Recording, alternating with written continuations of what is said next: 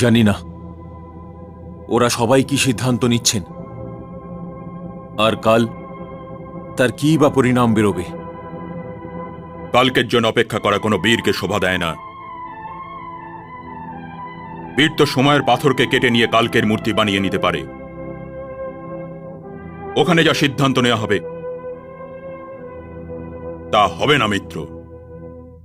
এখানে যা সিদ্ধান্ত নেওয়া হবে সেটাই হবে। তোমার এই সব কথায় আমি আনন্দ পেয়ে থাকি কর্ণ। তাছাড়া হস্তিনাপুর তো কেবল ম্লান হয়ে থাকা কয়েকটা মুখের বনের মতো হয়ে গিয়েছে।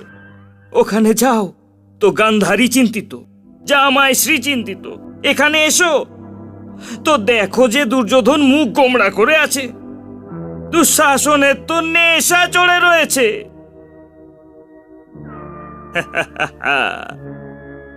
তুমি একাই সাহসী বৎস, হেরে যাবে তবু হার মানবে না, উঠে দাঁড়ালেই লড়াইয়ের জন্য তৈরি। পুত্র দুর্যোধন, বিধাতা জানি না তোমার ভাগ্যতে কি লিখেছেন। তোমার এই মামারও ভাগ্য লিখন জানা আছে, আর যতদিন পর্যন্ত তোমাদের এই মামা জীবিত আছেন ততদিন তোমার মাথা থেকে হস্তিনাপুরের রাজমুকুট কেউ ছিনিয়ে নিতে পারবে না, না তোমার পিতামহ আর না বিধাতা। কিন্তু মামাশ্রী, যদি পিতাশ্রী জ্যেষ্ঠ ভ্রাতা যুধিষ্ঠিরকে যুবরাজ করে দেন তাহলে কি হবে? যদি উনি করতে জানেন প্রিয় দুঃশাসন, তাহলে তোমাদের এই মামা ভাঙতেও জানে।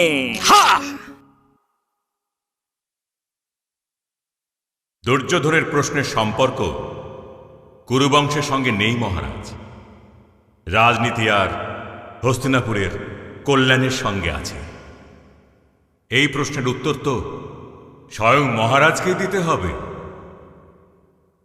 দুর্যোধনের প্রশ্ন তো এটাই না যে যদি আপনি দৃষ্টিহীন না হতেন তবে এই সিংহাসনের ওপর বিরাজমান হতেন, অর্থাৎ এই সিংহাসনের ওপর আপনারই অধিকার আছে, তবে সে আপনার দৃষ্টিহীনতার শাস্তি কেন ভোগ করবে? আপনার সমস্যা এটাই হলো রাজন, যে আপনার দুর্যোধনের প্রশ্ন উচিত মনে হচ্ছে। আপনি এটা ভাববেন না রাজন যে আমি উত্তর দিতে সংকোচ করছি, কিন্তু যেমন আপনি এখনই বললেন যে দুজনেই আমার শিষ্য।